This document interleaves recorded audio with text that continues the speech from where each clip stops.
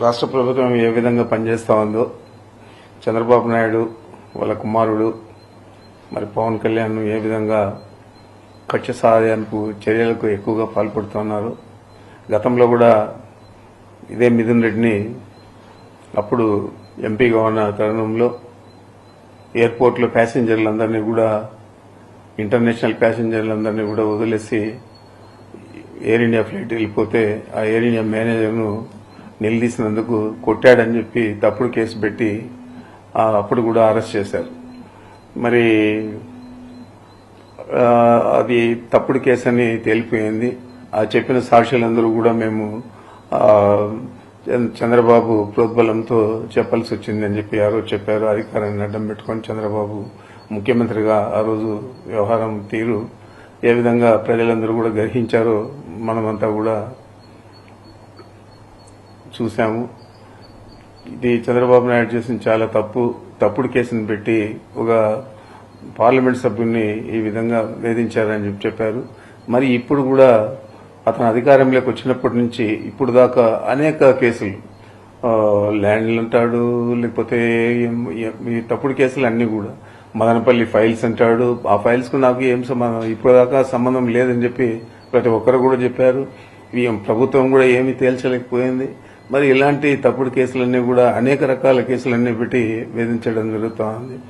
మరి అనేక రకాలుగా అనేక కేసులన్నీ కూడా మా మీద పెట్టడం జరుగుతూ ఉంది. ఇప్పుడు తారస్థాయికి చేరి ఈ లిక్కర్ స్కామ్ లో మా తనయుడంటే మిథున్ రెడ్డి గారి ప్రమేయం ఉంది అని చెప్పి ఆయన 3 సార్లు ఎంపీకి రాష్ట్ర ప్రభుత్వంలో ఏమైనా పాల్గొనేదానికి పాలు పంచుకునేదానికి అవకాశం ఉందని అడుగుతా ఉన్నాను. ఏదో జగన్మోహన్ రెడ్డి గారితో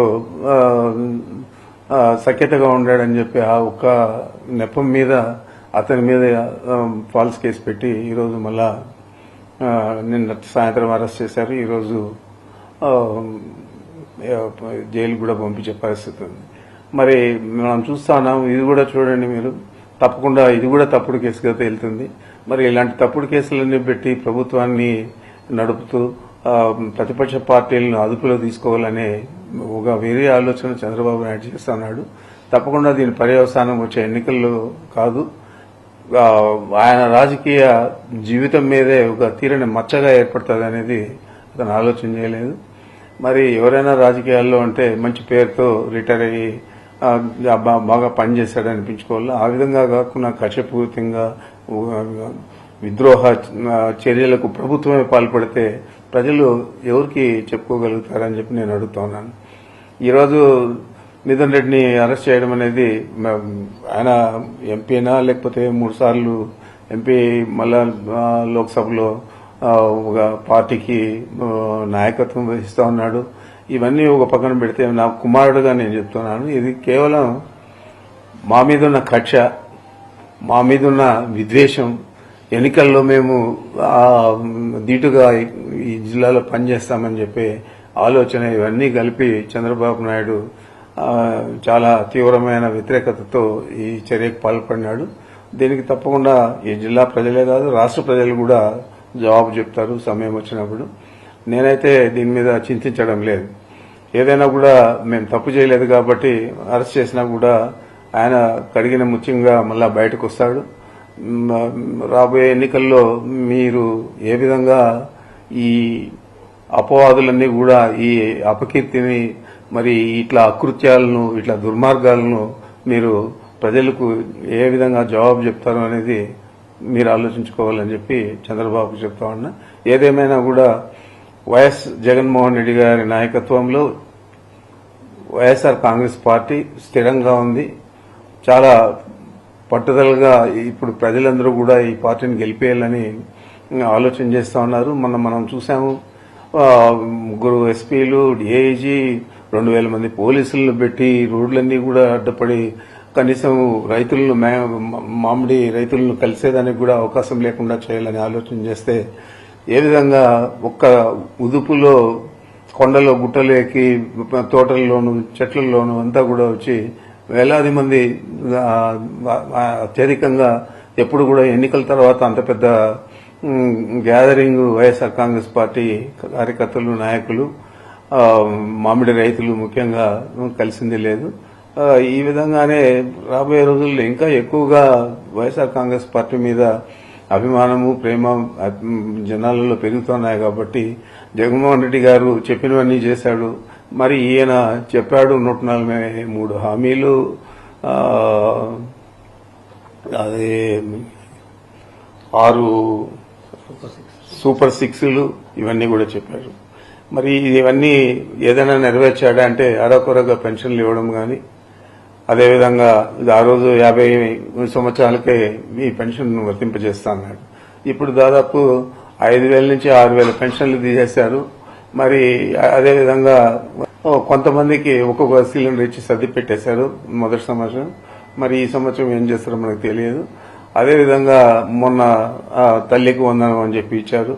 13,000 చిల్లర కోట్లు కావాల్సి వస్తే కేవలం బడ్జెట్లో 8,000 చిల్లర పెట్టి ఇచ్చిందేమో 3,000 చిల్లర కోట్లు మాత్రమే ఇచ్చారు.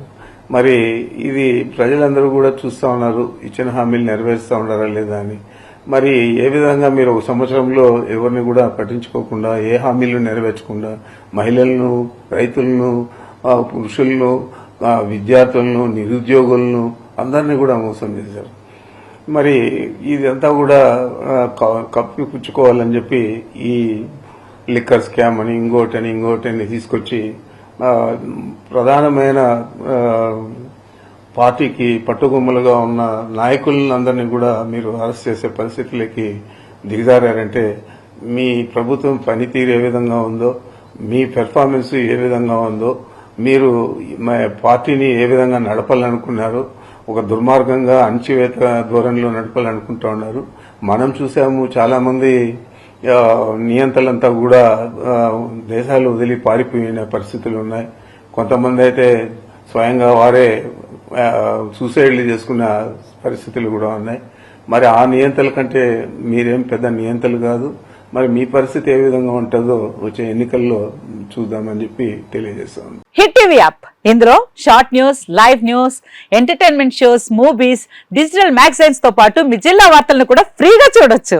ఇంకెందుకు ఆలస్యం, వెంటనే హిట్ టీవీ యాప్ ని డౌన్లోడ్ చేసుకుని ఫ్రీగా ఎంటర్టైన్మెంట్ పొందండి. Hit TV app. Hit TV app. Please download hit TV app. Hit TV app ని ఫ్రీగా డౌన్లోడ్ చేసుకుని ఎంజాయ్ చేయండి. మీకు నచ్చిన ఎంటర్టైన్మెంట్ కోసం హిట్ టీవీ యాప్ ని ఫ్రీగా డౌన్లోడ్ చేసుకుని ఎంజాయ్ చేయండి. హిట్ టీవీ యాప్ ని డౌన్లోడ్ చేసుకుని ఆస్వాదించండి, ఆశీర్వదించండి. ఇంతమంది సెలబ్రిటీలు హిట్ టీవీ యాప్ ని డౌన్లోడ్ చేసుకోండి అని చెప్తున్నారంటే ఎంత మంచి యాప్ ఆలోచించండి.